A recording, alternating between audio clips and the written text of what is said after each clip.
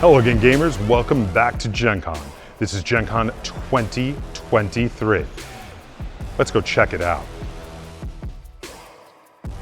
Okay, so here you can see us at the Gen Con block party on Wednesday and the beer tapping. We were trying the official beer, which was called Hive Mind. It was like a honey ale. It was really tasty.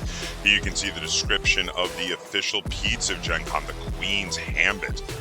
Here now, we've moved on and we're over at the Hachette press party that we went to. We're going to give you a reaction to it in a minute, but we were playing the game Nautilus Island. It was a fun little drafting game, very enjoyable. I can give you my initial reaction on that was that it was fun. Here's a look at the entirety of the room of the Hachette press party back in the convention center, and then in a moment here you're going to see us playing an abstract game. Actually, I was recording a couple other people playing it. We did play it ourselves later, but this was called Kowale. Had a very fun Mancala-esque mechanic to how you move the pieces, which was really cool.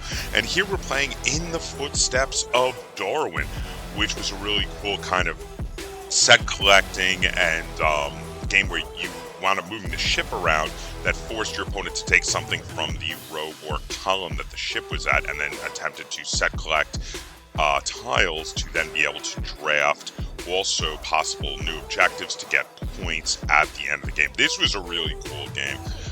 Thoroughly enjoyed this. But in a minute here, we're going to be giving our entire initial reaction, Aaron and I, to the Hachette press part.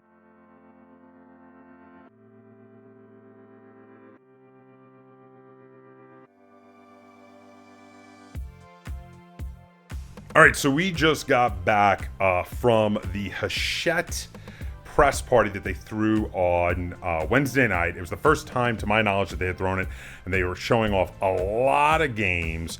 I thought it was a pretty cool event. They had snacks and drinks there for us, and then also we're showing us a lot of their new and upcoming games. Aaron, what was your initial reaction to the Hachette press party?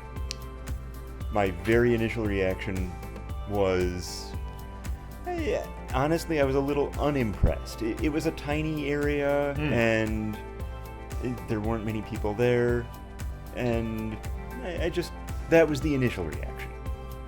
After we got there, after we got in, I realized it was a pretty good little pre-Gen Con event.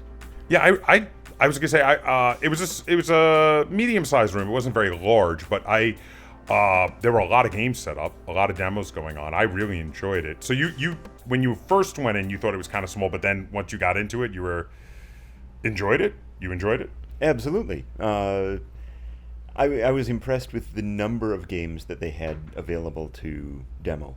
So now we got to try a few different games. First, we tried out together, the entire group of us, the four of us that went, we tried out, it was Nautilus Island, I believe it was called?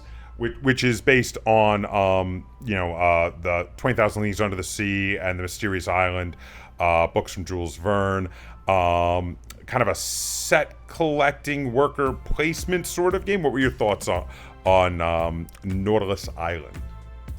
It was enjoyable. I don't know if I would buy it, but it was definitely fun to play. I liked it, and then as well, again, light game. It definitely was fun. If you're into light, like family weight games, like that, definitely would be cool. Then I went and tried, which I don't believe you didn't get in on. I tried In the Footsteps of Darwin, which is a little bit heavier. It's more of a medium weight game. It reminded me a lot of a game I quite enjoy from years past called Cat Lady.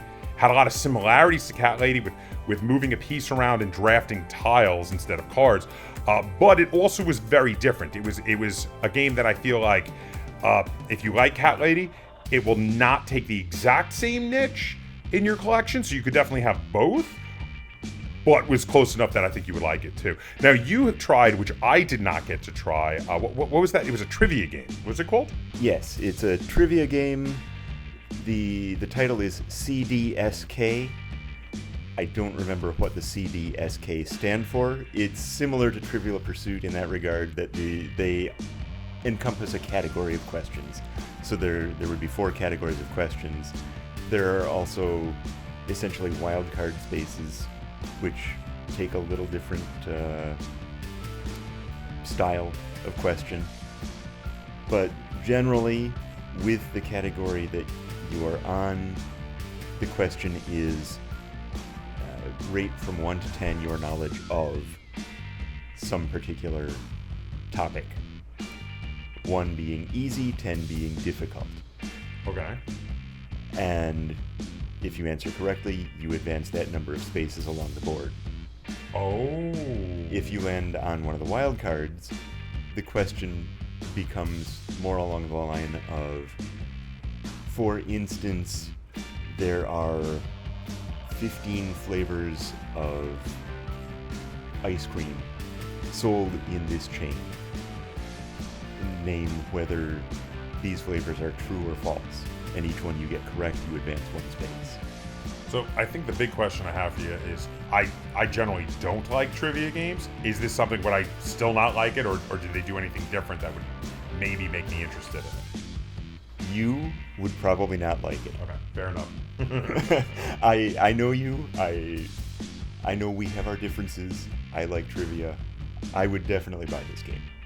And then the last one, Lynn and I tried out Koale, which was a abstract strategy game where you get to move pieces like they move in Mancala, where you drop them off, but you're trying to get 4 of your color in a row to win.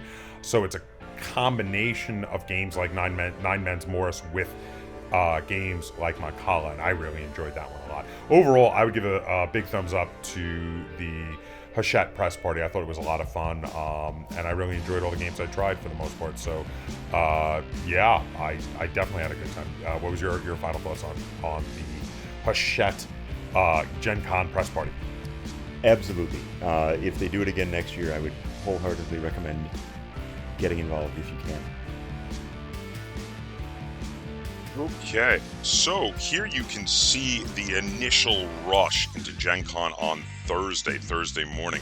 Now, I hadn't recorded a full Stampede in a few years, and I thought I decided I really wanted to, and I was not disappointed. This was one of the main entrances, but of course there are about 4 main entrances that open at the same time when Gen Con opens, and then a few more that open about 15 minutes later over, I think, in hall like A and B. But this initial rush was insane. As you can see, people were just packed in, coming in from every side, every direction. And again, this is one of only about 4 entrances that open simultaneously at the opening of the exhibit hall.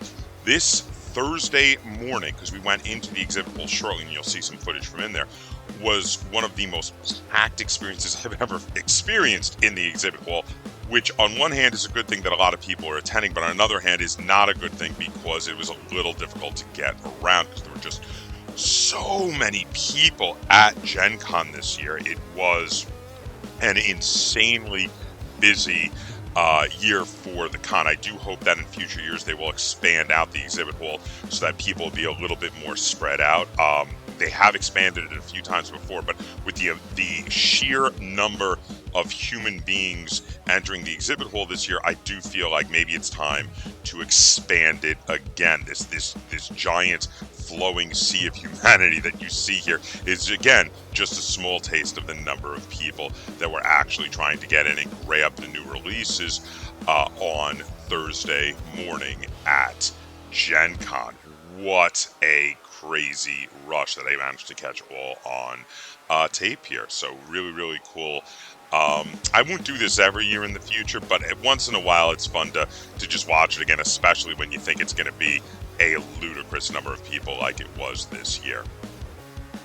Now here you can see some footage. We decided actually to go around because it was so crowded in the middle and around to the entrances that were opening in halls A and B.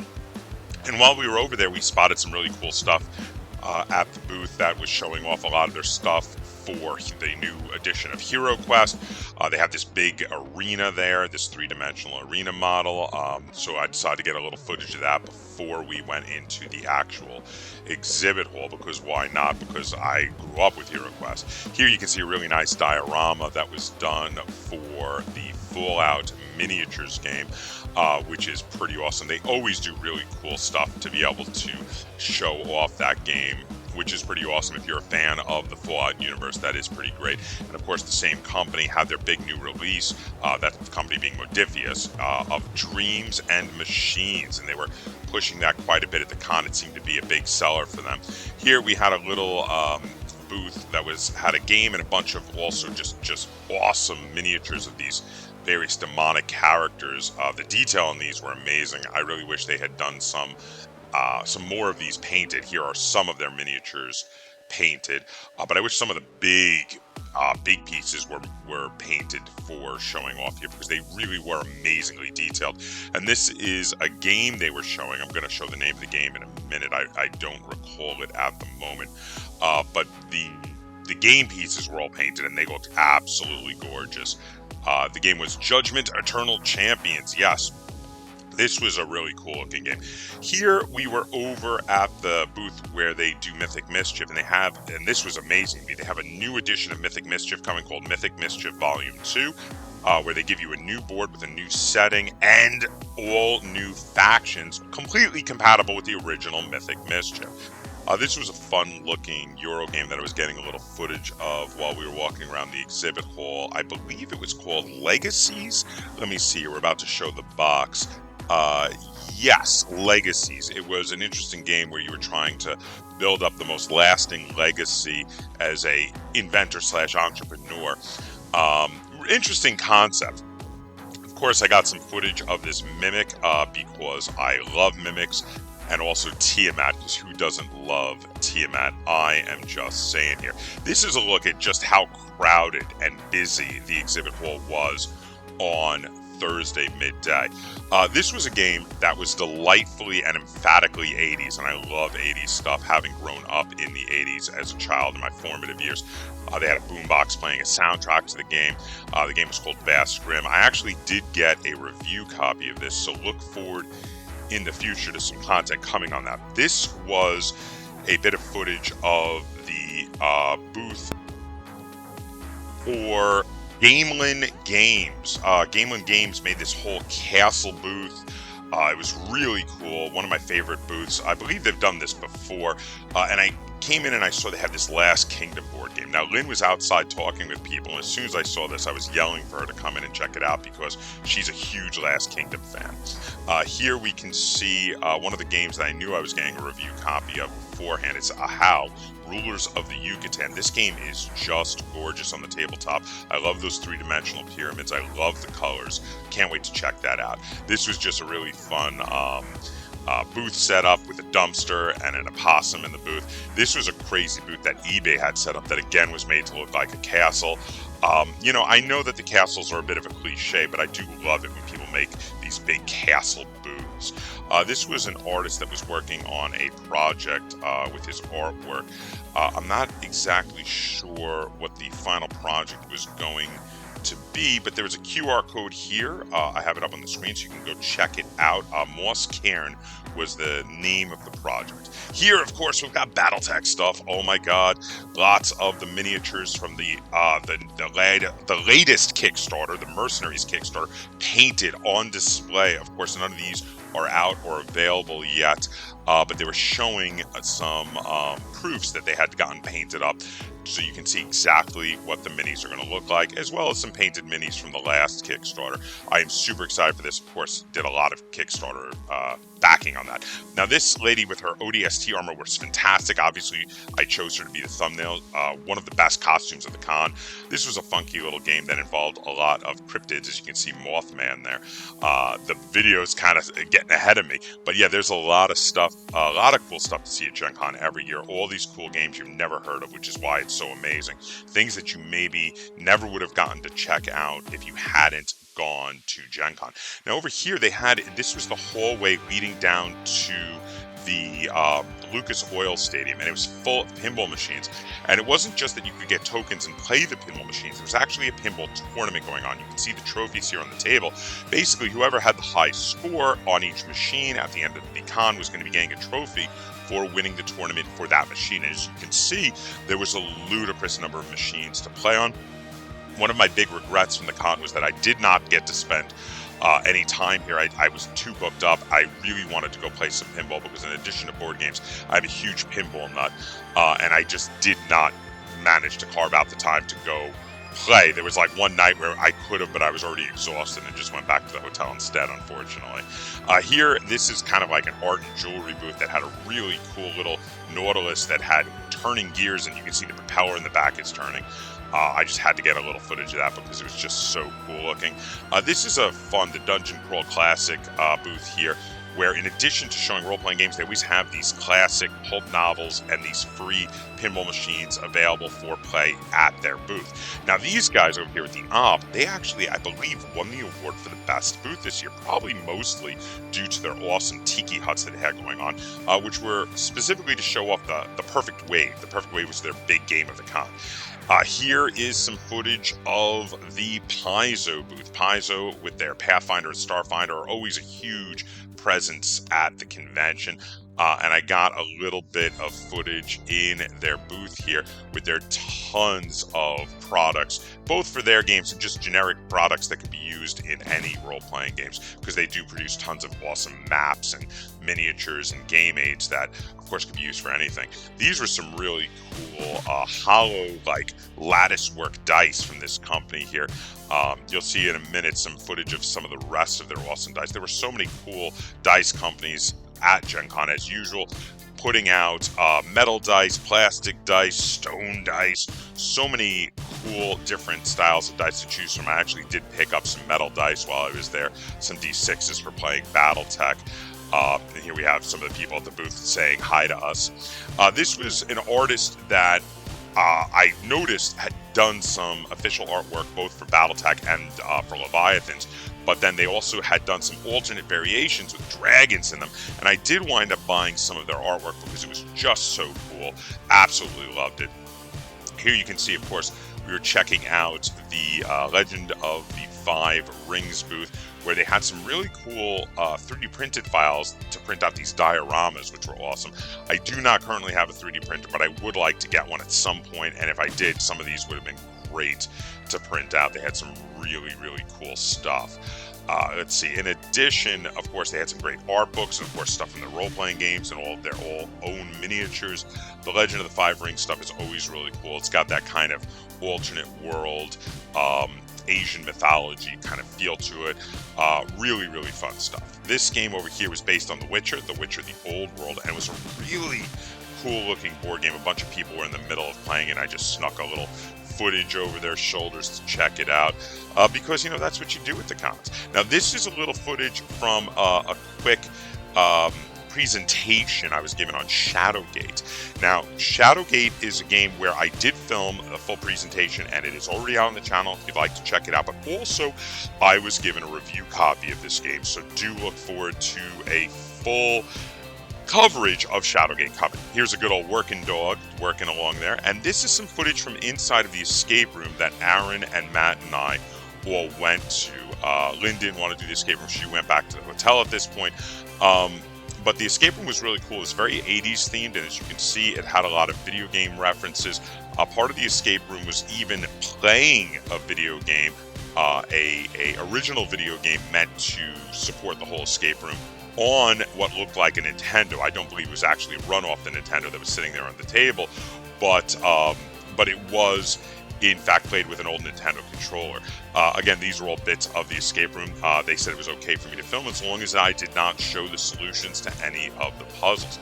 And this had a combination of puzzles from VHS tapes from inside the video game and puzzles in the real world that often had solutions that would help you out in another area of the escape room. In a minute, you'll see some actual footage we got here. This is footage of me playing the video game in it, and there's some footage of people solving puzzles. And in a minute, we're going to be giving our immediate reaction to the escape room. All right, so we just got back, Matt, Aaron, and I just got back from doing an escape room at Gen Con. Aaron, what was the name of the escape room we were doing? Sure, put me on the spot. It was the Cabin of the Cackling Man. That was it. The Cabin of the Cackling Man. Now, this was something that you had signed up for because you were interested in doing an escape room, and you asked Matt and I if we were interested in doing it with you. And we had never done an escape room at Gen Con, so we jumped at the opportunity. We're like, oh, that sounds like fun. We'll give that a shot. So the three of us went. We were part of a group of 10 players for the escape room. Is that right? Yes, that's correct. And the basic storyline was that we were lost in the woods. We'd come across a cabin. We went in. We realized we were locked in, and we had to solve this mystery to get out. It was essentially the gist of the intro. We're not going to ruin anything for the escape room for people in case they run this one again at some point. We don't want to ruin it for people. Was that basically cover the intro? Yes, that was a very good synopsis of it.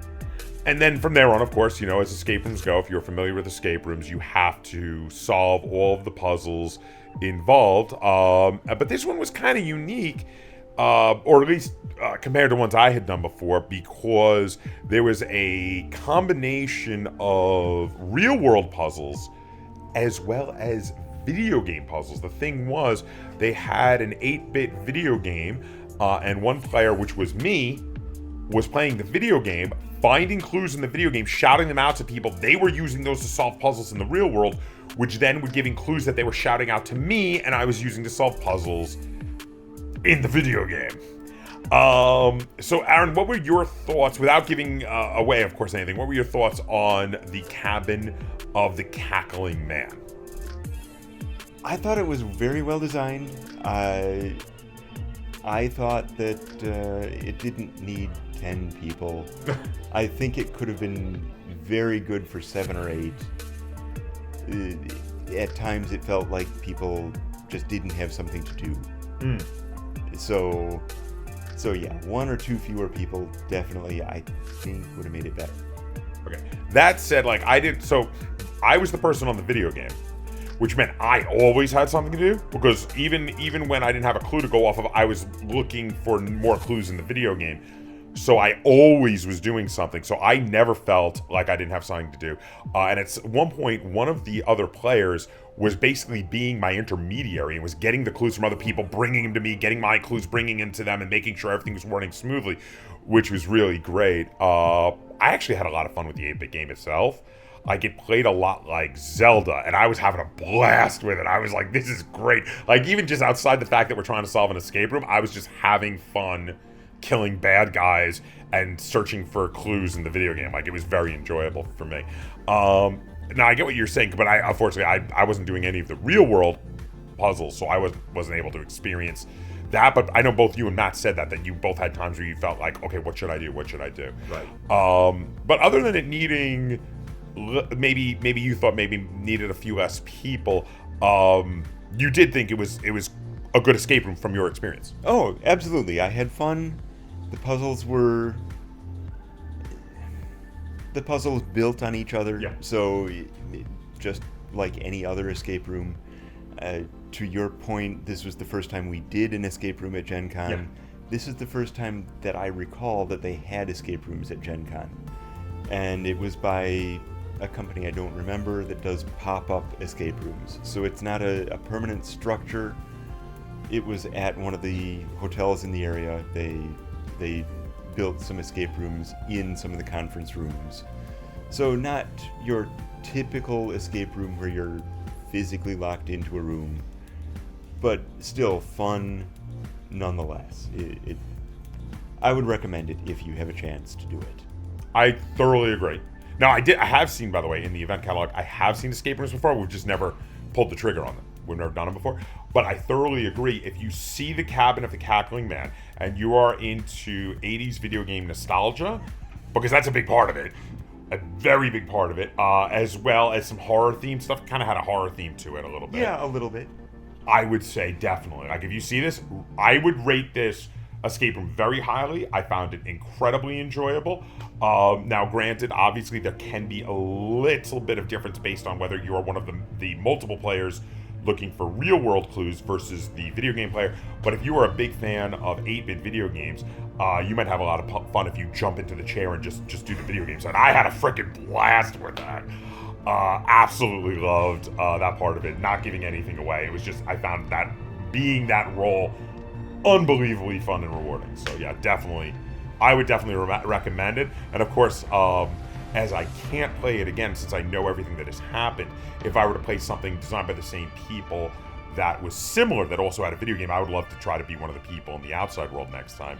If it was a different mystery, but with a similar structure, with like a one video game and a bunch of outside world people. But I would definitely recommend this one, Cabin of the Cackling Man. So, does that about sum it up? Yeah, I agree. I absolutely recommend it. Yeah, there you go. Okay, so here you see The Princes of Florence, another game that I recorded a full video on that's already up on the channel. It was a really cool polyomino-looking game with some economics, and here we have Rebuilding Seattle. These are all games I was recording some little presentation videos for over at the WizKids booth. Really cool stuff. So these are the complete videos are all up on the channel if you'd like to check them out, all in the events playlist, events and attractions. And then their final game that I recorded with them was the Star Trek Discovery game. Here, Star Trek Discovery Black Alert, I believe is the full title. Really funky looking game. Again, the full video is available over in my playlist for events and attractions. Now, these were some booths promoting some local businesses that were very friendly to the gamer community, that were in the hallway on the second floor going between the convention center and one of the connected hotels. They had a bunch of different booths here for different groups and different businesses, which was really cool. They were actually situated across from the Paizo gaming room. These are some great cosplays I saw at various times in the convention hall, or outside the convention hall, as this might actually be. Now, these cosplays were great. As you can see, this guy had a light-up sword, was really cool, and lights on his helmet there. A lot of people put so much effort into their costumes. I love how all these characters came out. We'll be seeing some more cosplay throughout the video. This guy was great, was in character as the zombie gnawing on a leg. Really funny. Here, this is us in the room where a lot of role-playing games are going on for the company whose name escapes me at the moment. I'm going to see its name in a moment, so I'll be able to say it. There it is, Monte Cook Games. Yes, the makers of Numenaria, Monte Cook Games. And here you can see a lot of their products out on the shelves. They had a really cool room where they were selling their own stuff. A few of the companies do that. Monte Cook Games does that, and CGE does that, where they have their own rooms where they do lots of demos and lots of organized events and sell their products rather than having them in the exhibit hall. Here we're back in the exhibit hall with this game called Davy Jones's Locker. They had a new expansion they were promoting. The base game had you being a bunch of pirate ships and the Kraken going around, obviously inspired by the Pirates of the Caribbean movies. But they had a expansion that had like a ghost ship. It was called Curse of the Ghost Ships, and you had these like ethereal flames that would go underneath your ships as a piece in the expansion, which looked really cool. This was a thoroughly cooperative game, and it had some very nice looking miniatures, very nice looking artwork. It was very interesting. If you're into cooperative games, I would recommend checking out Davy Jones's Locker. Here we were checking out some of those kind of cubes on a map games that all have like years as their title. So that was like, I think that one was 1775, but then of course also there they had 1812. Now here was the Doom guy, who I had to stop and get all the footage of because this was another of my favorite cosplays from the entire convention. This was a smaller role-playing game company that, as you can see, had a lot of expansions to their couple of basic role-playing games. Lamentations of the Flame Princess was one of their main games. This booth here was a little different because it was not a publisher. It was actually a game manufacturer, and they were showing off a bunch of games that had been manufactured by them from various different companies to show off their capabilities at making miniatures and boards and pieces, etc. And some of the stuff they had out on display, especially some of these painted miniatures, were absolutely gorgeous.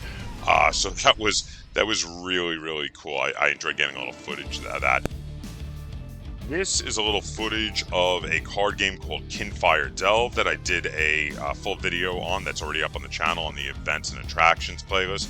Kinfire Delve was a cool kind of cooperative game that is set in the Campfire Universe, which is another board game that is already out. This one's not actually out yet. They were giving me a little demo, but if you want to check out the full information on Campfire Delve, I would recommend checking out the video.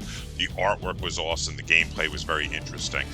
This is a little footage again from another video that's already up on the channel on the Castles by the Sea game, which was one of the hot sellers at the convention that involved building three-dimensional sand castles for your kind of fairies to live in. And here's some footage of Overboss Duel. Now, both Overboss Duel and Castles by the Sea are games that I have full videos on up on the channel. Little presentation videos by one of the presidents of the company. And here you can see a lot more people in costume again. Again with light up bits, again with really cool props. The cosplay was just really on point at the convention. This is a little footage here of the Paizo game room full of people playing Pathfinder and Starfinder, which is always really awesome. Absolutely love the kind of work that Paizo does in promoting their games at the convention. Now, these were some interesting stalls selling various products and artwork that were actually in the tunnel that was leading to the Lucas Oil Stadium. We were down there after the exhibit hall closed, and a lot of these booths were still open because we were heading to this presentation that we were doing with Rock Matter Games, where they were showing off some of their new and upcoming games. Again, all of these are already available up on the playlist because each one of these that I shot got its own full game. This was a prototype game, prototype components, so this is not final. This sci-fi game where you're jumping around the universe. Really cool looking game. Here was an expansion that was going to be coming to Kickstarter for the Merchants of Magic game that looked really cool. It's going to be a full new implementation of Merchants of Magic with the expansions added in with it, which looked really awesome. And I'm actually a big fan of Merchants of Magic, which is a really cool roll and write game. So I definitely thought this looked like a lot of fun. It looked like they added a lot of interesting new elements to the game. Again, full video already available if you want to check out all the details of this kind of standalone expansions for Merchants of Magic called Dangerous Business. Also, they were showing off Season 1 and Season 2 of Lawyer Up over there, as well as Brass Empire. Again, there's a video, full video, explaining what's what in regard to both of those games, already available on my events and attractions playlist. So if you're interested in Lawyer Up or the new edition of Brass Empire, which has been out of print for some time now, be sure to go check that out and hear from the designer himself explaining exactly what's going on with these games at the moment. Now, this was all being filmed in this really cool private box overlooking the field, so I had to get a little footage down at all the people and events going on down in Lucas Oil Stadium. Now, here we're back in the exhibit hall, I believe the next day, recording with Snapship Tactics. Now, this is a video that's one of the ones that a lot of people seemed interested in because the video was doing quite well of people checking out Snapship Tactics. Again, already available over on my channel. Snapship Tactics was a really fun game where you get to build your own ship, and depending on what parts you put on your ship, they change how the ship plays in the game, and the game plays like a tabletop miniature dogfighting game where you have like 1 to 3 ships versus the same number of ships, and you fight it out on the tabletop. It very much plays like things like X-Wing or Battlestar Galactica Starship Battles, except that you get to thoroughly design your own ships, which is pretty freaking amazing if you ask me. That is definitely its biggest draw. Now, this was another game by Lynn Vander, who definitely had a hand in Snapship Tactics. This one was called Gemini Gauntlet, and it was a sci-fi space flying racing game where the goals for the race kind of move as you're playing, which is really interesting. This was a little footage of the new Axis and Allies World War I game, Axis and Allies World War I 1914. Very cool. I have never gotten into Axis and Allies, but I had to admit the World War I theme almost got me to buy a copy. Here we can see some more game demos and presentations that I had recorded. These ones over at the OP. We have the art project, which looked really interesting and cool. That's this one here that they are playing. But the OP had a lot of new games that they were showing off. This one was Express Route. It was a big cooperative route building game. It felt very economic and very interesting. Definitely a cool looking game. But of course, the big one, the big game of the show, the one that everybody was really interested in, I believe sold out, was the Perfect Wave, which is coming up in a moment here. And now this was one, the surfing theme wasn't something that really clicked with me for the Perfect Wave, but apparently it clicked with a lot of people. The game looked like a set collecting drafting game, and the artwork was gorgeous. The look of the game was really nice. I liked the whole sunset and ocean feel going on. People are basically trying to make like a straight, it had to do with numbers. This game over here was based on Disney. It was you picked 3 Disney characters and fought it out in an arena combat game, trying to King of the Hill capture those yellow spaces. Now, I have been given a review copy of this game, so stay tuned for more content on this game coming. I will be doing a full review and tutorial on it. It was really interesting, and there are a lot of characters, both in the base set and multiple expansions. Now, this was a presentation I was given and recorded on Lunar Rush, which looked really cool, absolutely gorgeous. Again, full video if you want more details on it over on my channel. But wow, did the components from the collector's edition, as even the standard edition, looked absolutely great. Just the artwork on the board and the cards, truly beautiful. Love the colors they went with here. And this is a super Euro buffet. Now, this was an upcoming game, Cyber Pet Quest, that was being done by the same company, Dead Alive Games, that they gave me a presentation on. Interesting little adventure game where you are cyber pets going to rescue one of the cyber pets owners, which is kind of fun. Interesting topic, interesting concept. A lot of cool stuff going on. Now, this is some presentations we got from CGE. We're getting close to the end of the video here.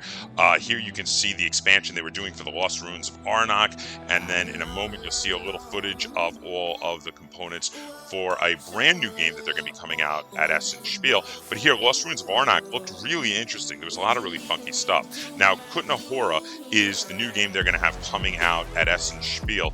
And this game looked like economic, it looked like city building, it was competitive, it was really awesome.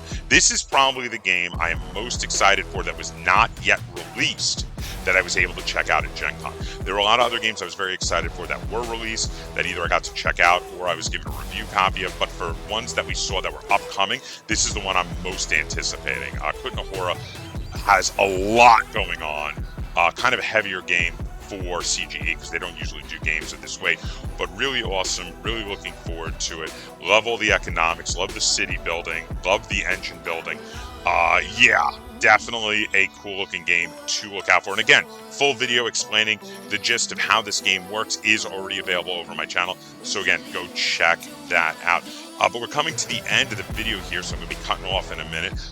But just letting you know that we still have a Gen Con haul video and a Gen Con wrap-up video coming.